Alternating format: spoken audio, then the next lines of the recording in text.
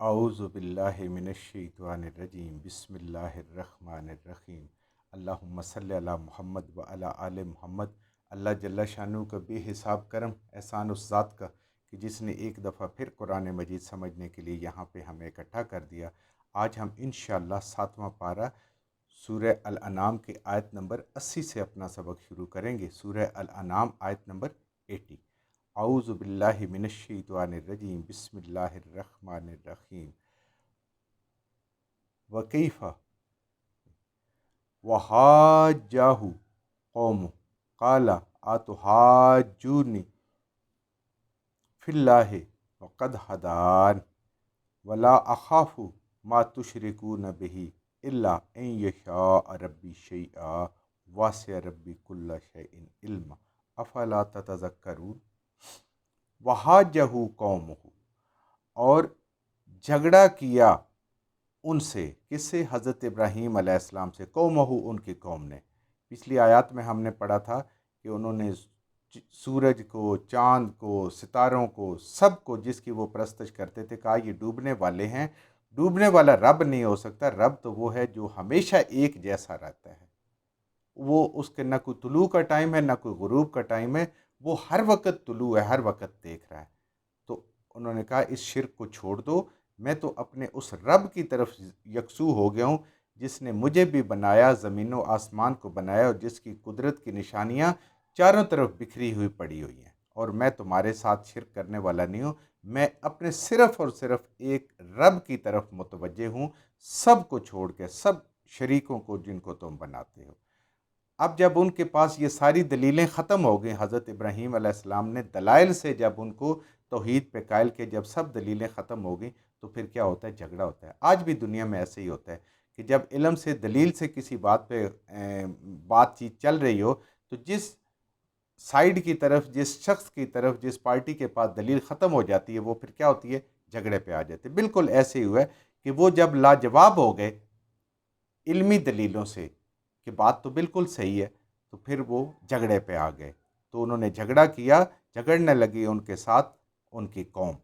قال اتحاجونی، تو کہا جھگڑتے ہو تم، کہ حضرت ابراہیم علیہ السلام نے فرمایا تم میرے ساتھ جھگڑتے ہو، فی اللہ، اللہ کے بارے میں، وقد ہدان، بے شک اس نے ہی مجھے یہ راہ دکھائی ہے، صراط مستقیم اور توحید دکھائی ہے۔ تم اس رب کے بارے میں جھگڑتے ہو جس نے مجھے یہ راستہ دکھایا، صراط مستقیم دکھایا، اور توحید کی طرف میری رہنمائی کی، اور اللہ ہی توحید کی طرف رہنمائی کرتے ہیں، اور جو اللہ سے مانگتا ہے اس کی تو لازماً اللہ تعالیٰ نے ایک طرح سے اپنے ذمے لیا ہوا ہے کہ اس کو وہ ہدایت نصیب فرمائیں گے۔ اللہ ہم سب کو بھی ہدایت نصیب فرمائے، اور ہم اللہ سے ہدایت مانگنے والے ہو جائیں۔ ولا اخاف ما تشرکون بہ، اور میں نہیں ڈرتا اس چیز سے جو تم شریک بناتے ہو اس ذات کے۔ انہوں نے کیا کہا؟ قوم نے کہا کہ آپ ہمارے بتوں کو نہ جھٹلائیں، یہ بت تمہیں نقصان پہنچائیں گے، اس تمہاری شامت آ جائے گی، تمہارا بہت نقصان ہوگا، یہ بت نقصان پہنچائیں گے۔ آج بھی آپ دیکھیں کہ کسی بندے کو اگر کہا جائے کہ بھائی یہ کام نہ کرو، یہ شرک کا کام ہے، کوئی نیازیں، نظر اور کس طرح کی چیزیں جو شرک والی کی جاتی ہیں، تو وہ آگے سے بڑے ہی پریشان ہو جاتے ہیں، کہتے ہیں کہیں ایسا نہ وہ ناراض ہو جائے، ہمیں بددعا لگ جائے۔ ہمیں اللہ پہ تو یقین نہیں ہے، لیکن ایک ہستی جس کو ہم جانتے ہی نہیں ہیں، یا کوئی سامنے کھڑا ہے ہمیں ڈرا رہا ہے کسی غلط بات سے، اور ہم اس سے ڈر جاتے ہیں، اور ہم وہاں پہ پیسے بھی لگا دیتے ہیں، وقت بھی لگا دیتے ہیں، اپنے ایمان کو ضائع کر دیتے ہیں، لیکن اپنے رب سے نہیں ڈرتے۔ تو ابراہیم علیہ السلام کا آپ دیکھیں، ایمان کی حالت دیکھیں، اللہ پہ اتنا کامل یقین تھا کہ میرا رب جو چاہے وہ کر سکتا ہے۔ انہوں نے کہا ولا اخافو، میں نہیں ڈرتا، ما تشرکون بہ، یہ ان شریکوں کو جو تم اللہ کا شریک بناتے ہو کہ یہ نقصان پہنچائیں گے، الا ان یشاء ربی شیئا، ہاں جو کچھ میرا رب چاہے، میرے اوپر کوئی تکلیف آئے، کوئی آزمائش آئے، کوئی بیماری آئے، کوئی میرا نقصان ہو، تو ان بتوں کی وجہ سے نہیں ہے، وہ میرے اللہ کے حکم سے آئے گا، ان سے میں نہیں ڈرتا۔ واسع ربی کل شیء علما، میرے رب کا علم بڑا عظیم ہے، میرے رب ہر بات کو جانتا ہے، اور اس کے ہر کام میں حکمت ہے۔ اگر میرے اوپر کوئی پریشانی بھی آتی ہے، کوئی امتحان بھی آتا ہے، تو یہ میرے اللہ کی طرف سے ایک حکمت ہے یہ اس کی مرضی ہے، یہی میرے لیے بہتر ہے۔ اس کا فیصلہ، ہر فیصلہ حکمت پہ مبنی ہے، اور وہ سب چیزوں کو جانتا ہے۔ مجھے بھی دیکھ رہا ہے میں کیا کر رہا ہوں، میں جو کہہ رہا ہوں اور جو تم کر رہے ہو، سب کچھ جانتا ہے۔ اللہ تعالیٰ کا علم ہر چیز پہ احاطہ کیا ہے، پوری کائنات پہ احاطہ کیے ہوئے ہے۔ افلا تتذکرون، پھر بھی نصیحت نہیں پکڑتے ہو اس رب کے بارے میں جس نے تمہیں بنایا، اس کائنات کو بنایا، ہر چیز دنیا کی بنائی، اس کے بارے میں تم نے نصیحت پکڑتے، سبق ہی نہیں سیکھتے تم اس بات سے کہ یہ اپنے ہاتھوں سے بنائے ہوئے، تراشے ہوئے تمہارے پتھروں کے، مٹی کے، لکڑی کے، مختلف دھاتوں کے، پیتل کے، چاندی کے، سونے کے بنائے ہوئے بت، ان سے ڈرتے ہو اور اس رب سے نہیں ڈرتے ہو، سوچتے بھی نہیں ہو۔ وَكَيْفَ أَخَافُ، اور میں کیوں کر ڈروں ان سے، ما اشرکتم، جو تم نے شریک بنائے گی، جو تم نے بت بنائے ہوئے، یا سورج ہے، چاند ہے، ستارے ہیں، جس کی بھی تم پوجا کرتے ہو، اور ہر شہر کے الگ الگ بت ہے، اور جس شہر میں کوئی بہتری آ جاتی کہتے جی ہمارے خدا نے ہمارے ساتھ یہ اچھا کر دیا، خدا تو پوری کائنات کا ایک ہی ہے، تو میں کیسے ڈروں ان شریکوں سے؟ وَلَا تَخَافُونَ أَنَّكُمْ أَشْرَكْتُمْ بِاللَّهِ، اور تم اتنے دلیر ہو کہ تم نہیں ڈرتے ہو ان سے، اس اللہ سے جس کے تم شریک بنا رہے ہو، جو ایک ہے، جو وحدہ لا شریک ہے، اس کے شریک بنا کے تم نہیں ڈرتے ہو، اور مجھے ان بتوں سے ڈراتے ہو۔ میں ان بتوں سے کیوں ڈروں؟ میں نہیں ڈرتا ان سے۔ اور کوئی بھی، یہ دیکھیں، یقین انسان کو ہونا چاہیے، ہمیں بھی ہونا چاہیے کہ اللہ تعالیٰ کے علاوہ کوئی کسی کا کچھ نہیں بگاڑ سکتا، نہ زندہ انسان، نہ مردہ انسان، نہ بت، نہ فرشتے، نہ جن، کوئی چیز کچھ نہیں بگاڑ سکتی، مگر وہ اللہ کی طرف سے اگر کوئی آتی ہے آزمائش تو آتی ہے، اور اس میں بھی حکمت ہوتی ہے اللہ تعالیٰ کی طرف سے۔ باللہ، اللہ کے ساتھ جب تم شریک کرتے ہو، ما لم ینزل بہ علیکم سلطانہ، اور جس کی ان کے شرک ہونے، ان کو شریک اللہ کی صفات میں کرنے کی یا ذات میں کرنے کی اللہ تعالیٰ نے کوئی دلیل نہیں اتاری۔